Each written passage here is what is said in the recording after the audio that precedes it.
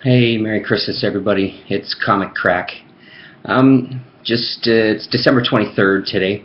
I had a few things I just wanted to briefly touch on in this video before Christmas starts. This is now the third time that I've tried this video.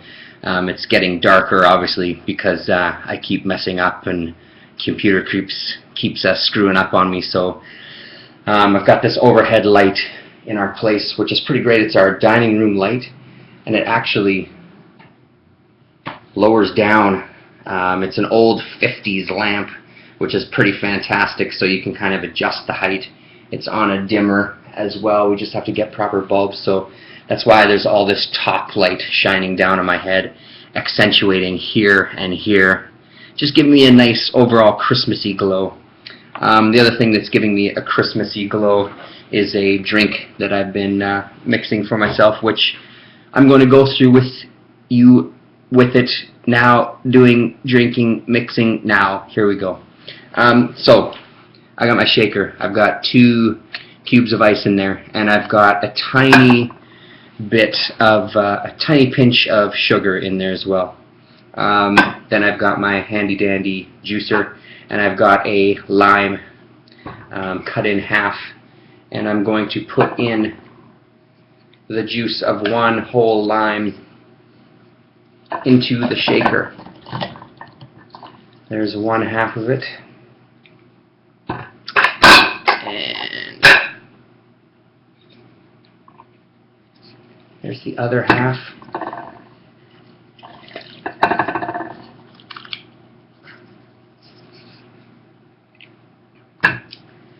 And I forgot my measuring. Hold on 1 second.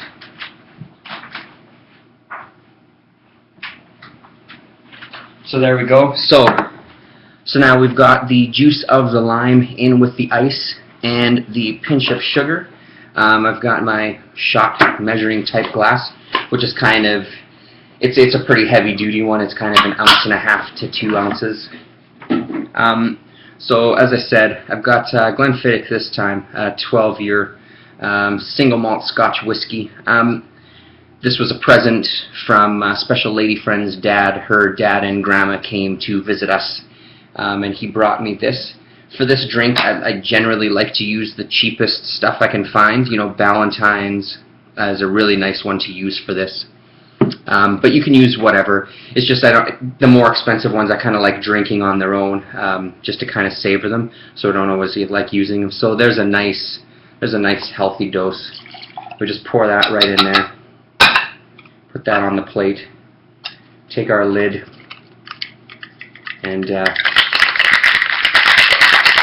it a bit of a shake. Move this out of the way.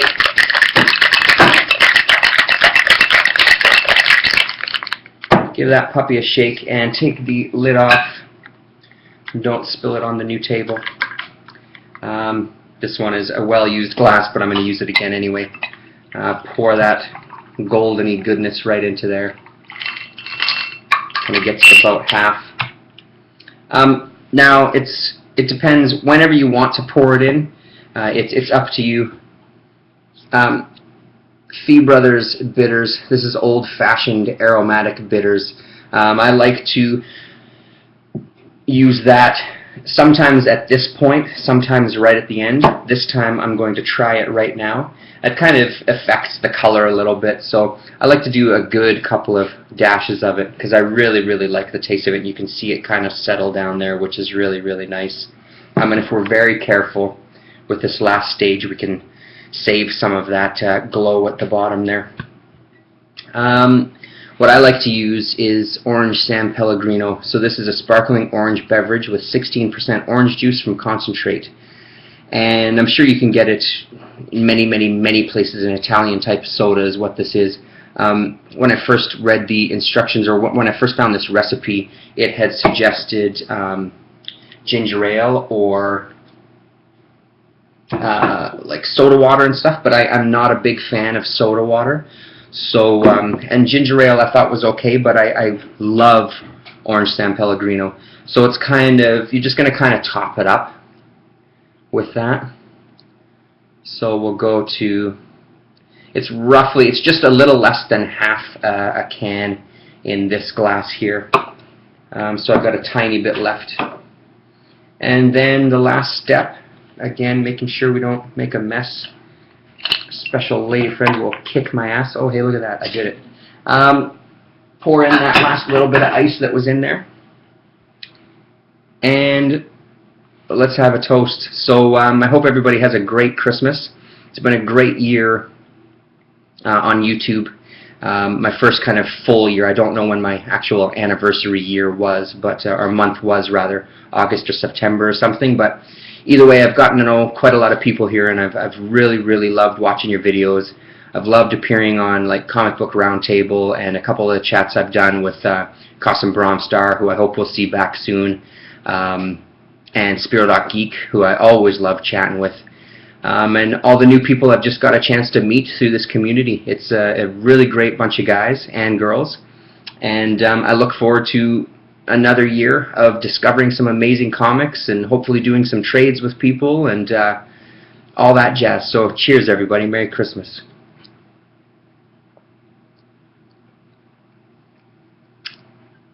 Oh mama, it's a great drink. I love limes.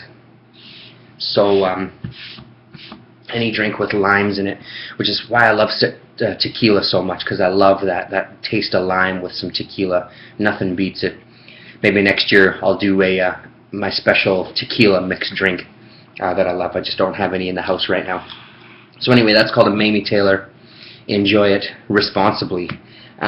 So the couple of things I wanted to talk about. Where should I go from here? The first thing, talking about, as I did in the last videos, there's a guy that's been watching my videos quite a bit and has been commenting, who I've had kind of comment box conversations with, who started making his own video. Started making his own videos finally. Especially people that comment on my videos a lot, I find are kind of into a little bit more stuff that I'm into, which is great. You know, like there's Big Shot Comics and Geek and of course Sleepy Reader and you know, everybody's into a whole bunch of stuff, but it's nice finding those people that are into more of like the niche too. I love talking about superhero books and I love Marvel and DC stuff, and I really get some enjoyment out of those. But I mean, as I've said a million times before, I grew up with underground and alternative comics, so I love talking about those kind of things. And now with my new discovery of a lot of these art comic creators, I'm really interested to see if anybody else digs them, like the Michael DeForges and people like that, you know, that I'm kind of newer discoveries for me. So his name is Earl Grey. He's done 2 videos. I'm going to put a link. He's a really great guy, and the 2 videos that he's put up so far are spectacular. The newest one, I believe, showed up yesterday. I know it had showed up and I watched it, and when I went to comment on it, it had disappeared, but I think since then it's there again. I don't know what happened, if there was some glitch in the upload or whatever. And it was a look at the Hernandez brothers and his kind of relationship with their comics growing up and throughout his life and what they've meant to him. And then he kind of specifically focuses on a couple of pages in one of the stories where I believe he said the characters are in like their 40s, or if they're just 40, I don't remember. And I found it super interesting, because it's great how some of those, like the superhero books and stuff, can't do. Some of those underground and some of those kind of autobiographical books can really get a really good handle on kind of growing with you, because the creator is using their voice and kind of drawing from their real life. If you're kind of on board from a certain time, they do have the ability to grow up with you, especially if they kind of exist in a world that you can recognize. And what I find even more interesting is that Earl Grey is German, and the Hernandez brothers did their work out of North America. So even that distance, there's still a lot that resonated with them, which I find even more amazing. The Hernandez brothers were always on the periphery of books that I had read. I knew about them, obviously, and I'd read little bits and pieces here and there, but I was never a huge Love and Rockets fan. Not that I didn't think it was any good or anything. It's just the ones that resonated with me. It was more Peter Bagg, the guy who did the Bradleys and Hate. Buddy Bradley was his main character, who moved to Seattle, and there was a lot of like the grunge music scene and stuff and that sort of thing. And then he grows up to kind of a little bit more of a crotchety old man. He always kind of spoke his mind, even when he was hanging around with like the teenagers. He was a bit of an outsider, dealt drugs for a while, that sort of thing. And the people that he associated with, those are the people that kind of that was the world and the people that kind of spoke to me, because I knew some guys like that. I had done some of the things that he had done, and that sort of thing. So it's really, really great how literature in general, but especially like comics, can just kind of work for you in that way. That the superhero books and things can't necessarily do. I mean, they can get across some of those ideas for sure. I'm not saying that they can't at all. They can get across some kind of ideals maybe, or viewpoints that you might hold, so you feel kind of attached, or you feel like they're kind of your voice in the comics or whatever, but they're more of like a kind of fantasy fulfillment and wish fulfillment, like, if I had this, I would do this, what he's doing, and teaching you how to be a good person. It's almost like Bible studies, if you think about it in some way, like how to live your life and what to do and what not to do and that sort of thing. Whereas the undergrounds and stuff just have a really good voice for people like me and people like a lot of people who are kind of like maybe the outsiders a little bit in high school, or involved in some kind of subculture and things like that. So I found it really interesting that it crossed all the way over to Germany as well and spoke to him in that level. And then to even put the kind of icing on the cake, now revisiting them at 40, which he's also 40, I believe he said, and still getting something out of them when the characters have kind of reached this time in their life, and he's reached his time in the life, and he can still identify, and that's amazing stuff. It's really, really amazing stuff, and it really makes me want to check out some more Hernandez Brothers stuff. So that video was fantastic, and the first one that he did was a look at his comic book collection, and it was kind of done in a slideshow style, which I think is great too. I know that he had said he didn't have a proper camera, and maybe this is a good way to do it. I got no problem. If you want to keep making videos with slideshows and photos with you narrating, I think it's a great idea. It's more important is about the information that you're getting across, I think, to making some video or something. And what fascinated me the most about that first video was that there's so much stuff in there that I have no idea what it is, and that is super exciting to me.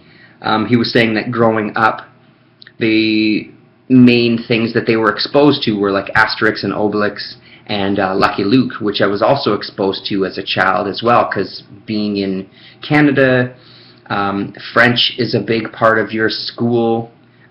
From elementary school, and I mean obviously my son is in French immersion school where French is spoken all the time. They still can communicate in English, but the whole point is to teach them both languages. So growing up, we had a lot of Asterix and Obelix and Lucky Luke comics and magazines and books and stuff in the school library.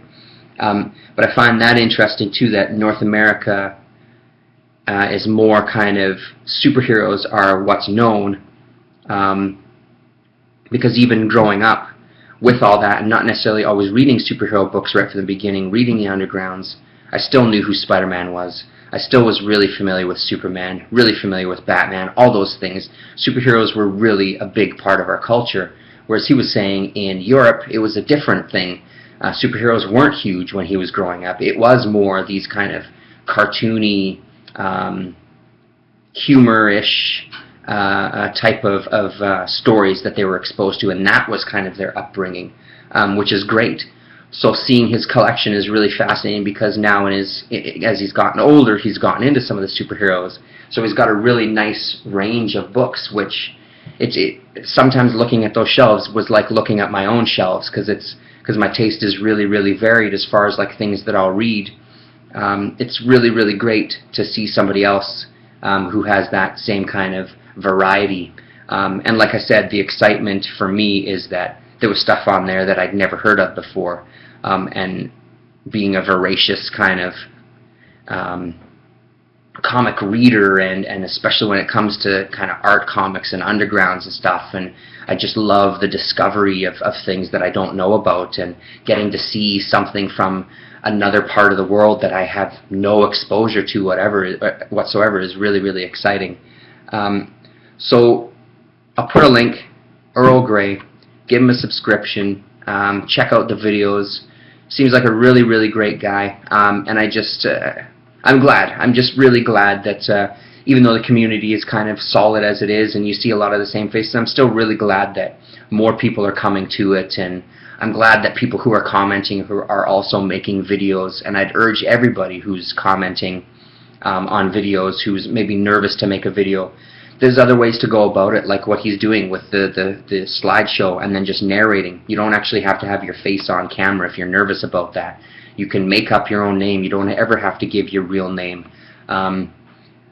It's cool to have everybody contribute and to get all sorts of influences, and especially from around the world. I love that as well too. So he's one of the guys in the new year that I'm hoping to work out a trade with, where I can send him some Canadian stuff, because I'd love to see some underground German stuff. Special lady friend lived in Germany off and on for a couple of years, so she speaks and reads a bit of German. I think her reading is a little weaker than maybe speaking it and understanding in conversational wise, but I'm hoping that it's good enough that maybe she can kind of walk me through some of these books and see what people are talking about. So that was that. 1 second.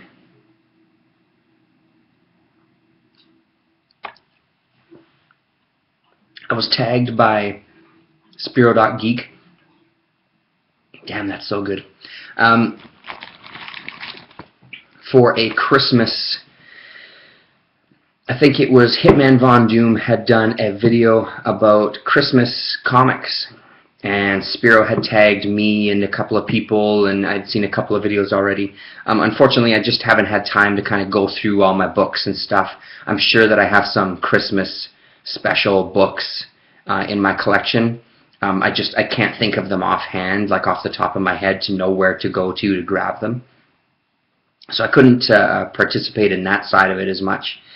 But last night, Special Lady Friend and myself were wrapping all the gifts. Table was chock filled with presents and wrapping paper and stuff, and Lillian was hanging out with us. And when I had been doing my 7-inch record collection videos, I found this, which we then listened to last night. So here's my contribution to the Christmas videos. Rudolph the Red-Nosed Reindeer, a little golden book and record set. So here's the old 45 there with somebody named Brandy had written on it. I got this used, obviously, I think for like, what does it say? Yeah, 99 cents.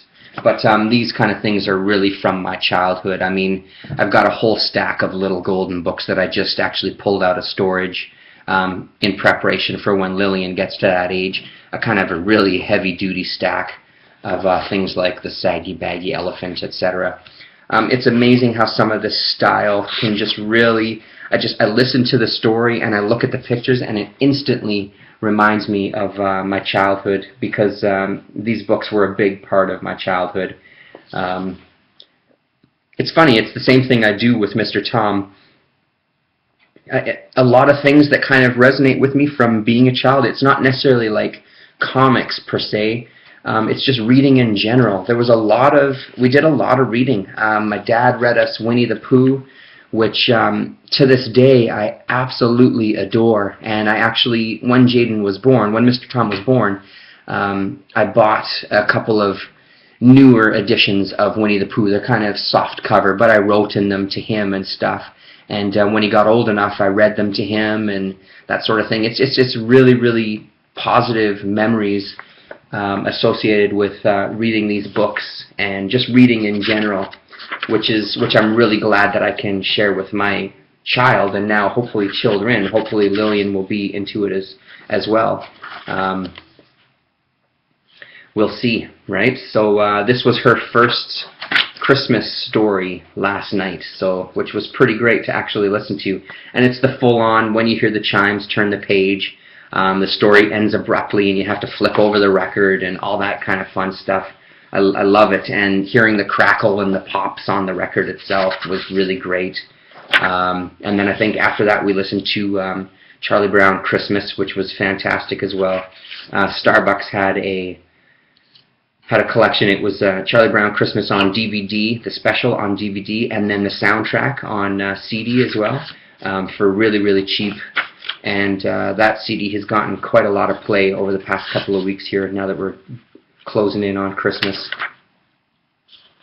So there you go. There's my Christmas comic book-ish type of contribution there.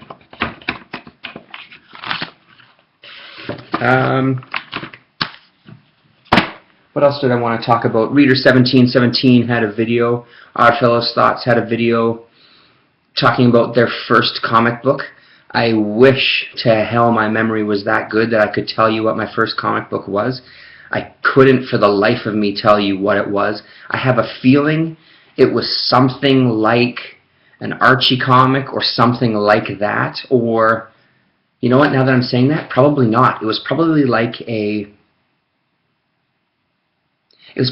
a Disney type of Donald Duck or something like that. It was probably like one of the Disney, maybe it was one of the Dell Disney comic books even, it might have been.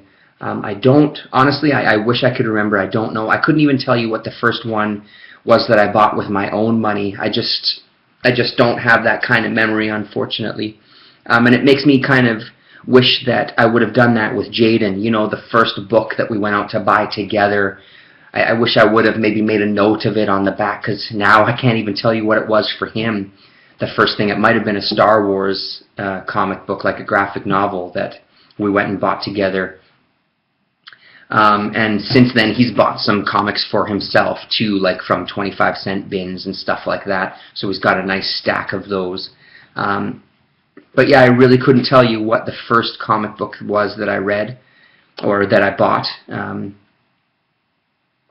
It might have even been something in like Mad Magazine. I'm wondering if that would have even, but that seems like I would have been too old as well.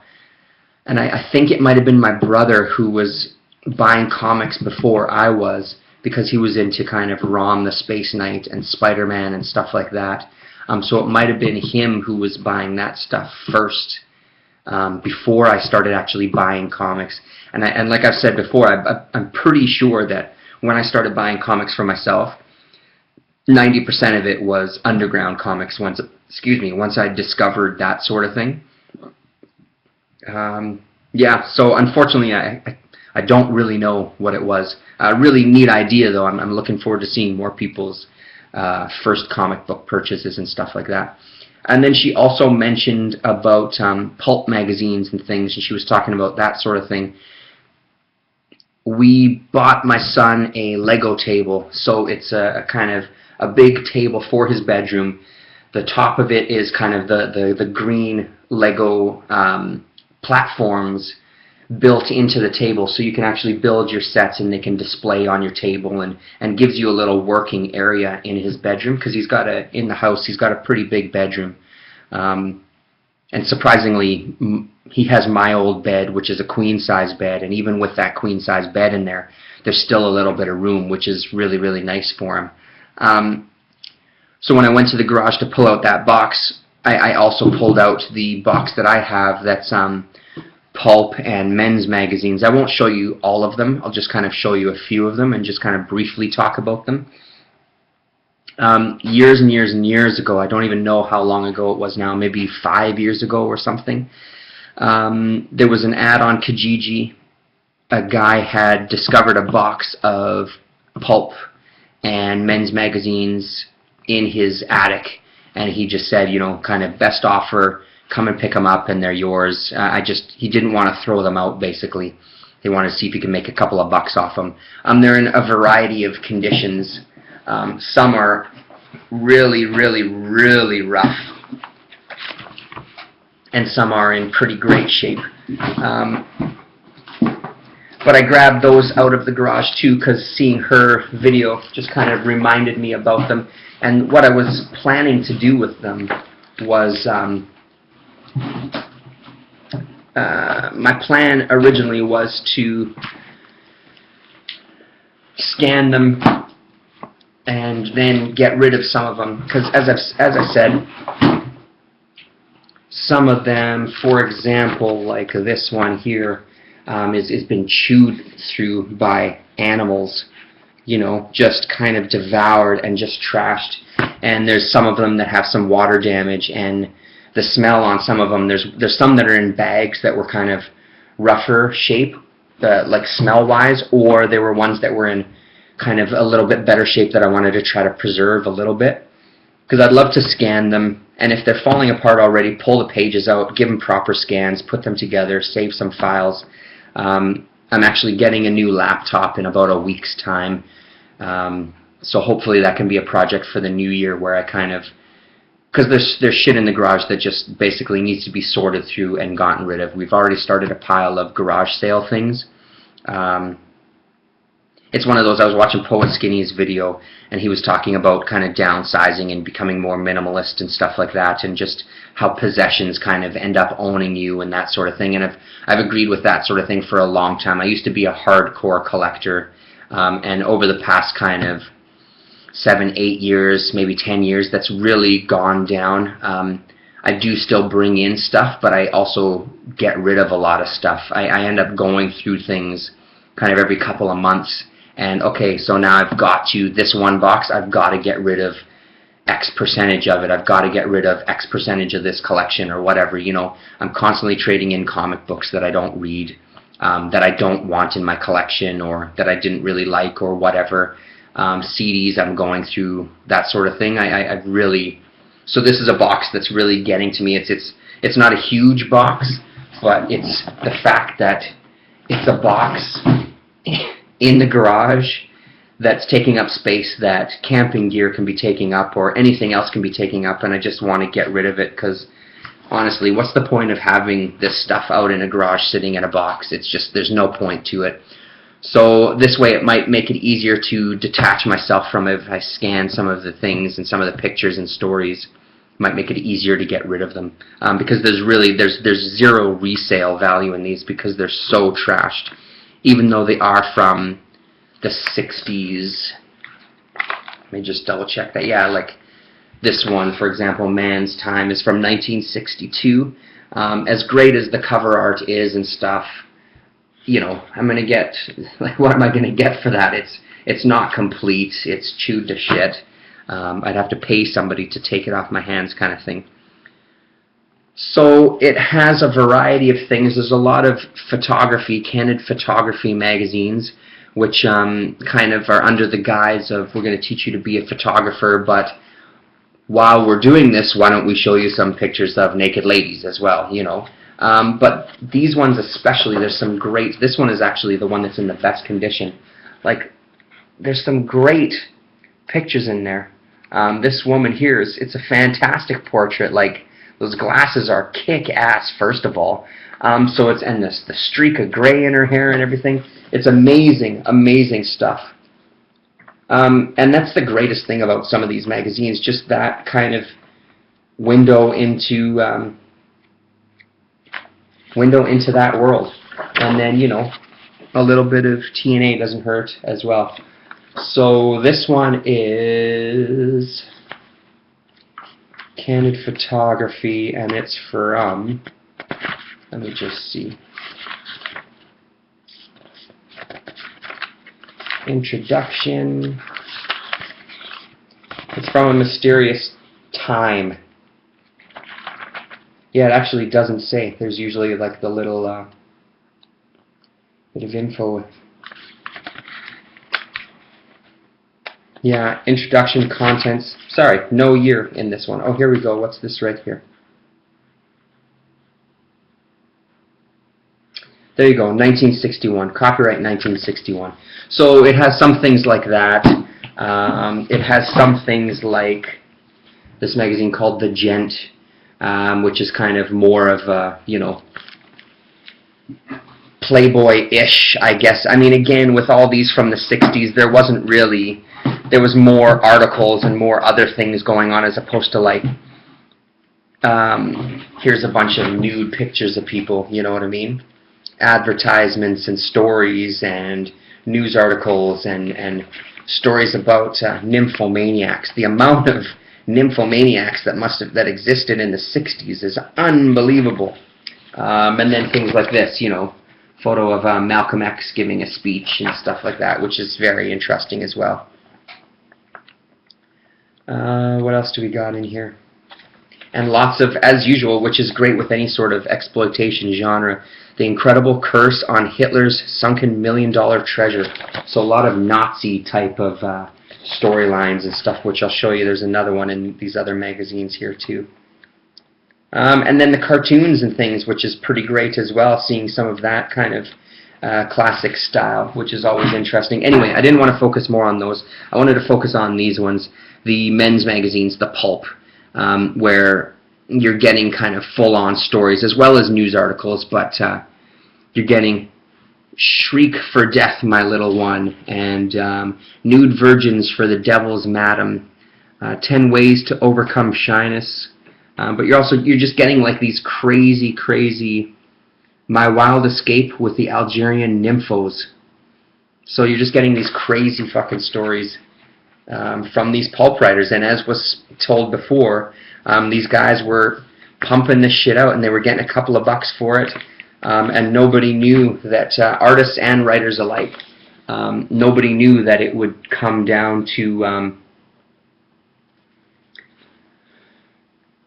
something that would be collectible down, like with anything that becomes collectible, nobody knew at the time, right? So they didn't think that it was worth anything because they were just on the racks, and who the hell would save these things, and people are just going to read them and throw them away, and next thing you know, people are collecting them.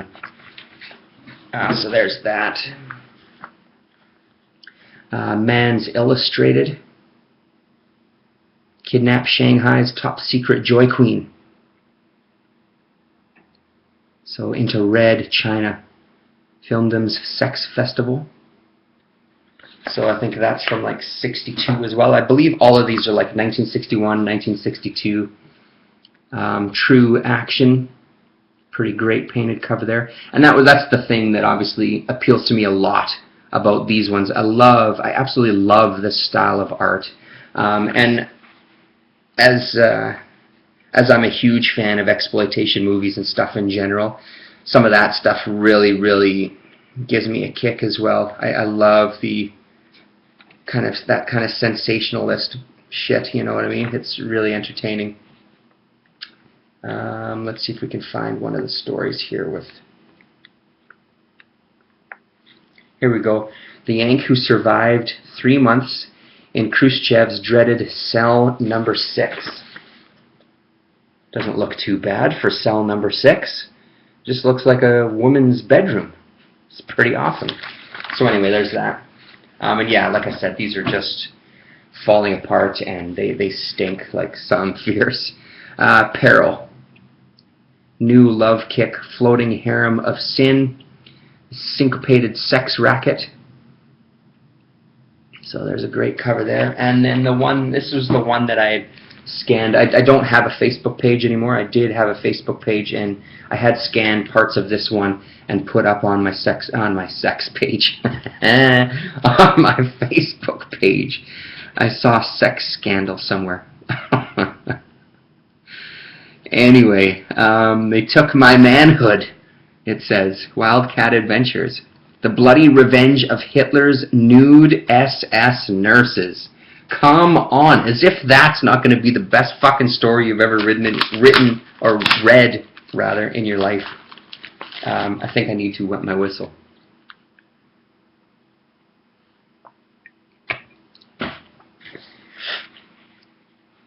Let's see if we can find that gem there before I say goodbye to everybody. If you're still watching at this point, that's more power to you.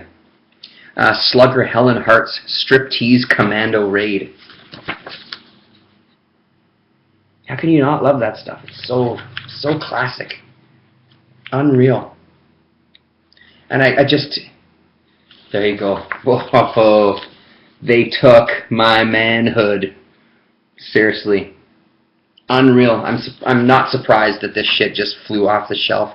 It must have just flown off the shelf. Oh, and this one's really falling apart, but here's some art by Vic Martin.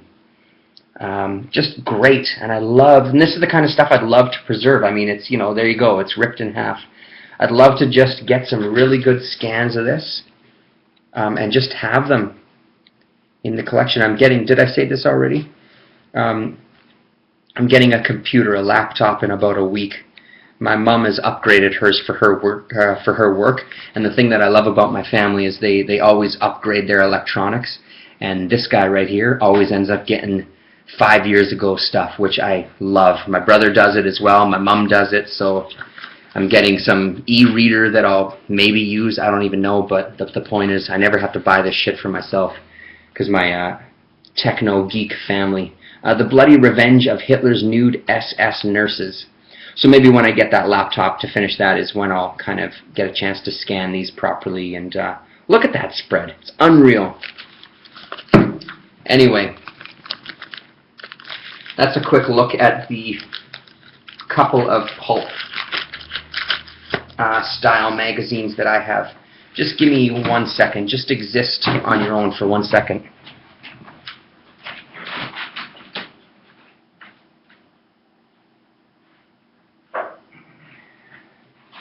I do have it in my bookshelf.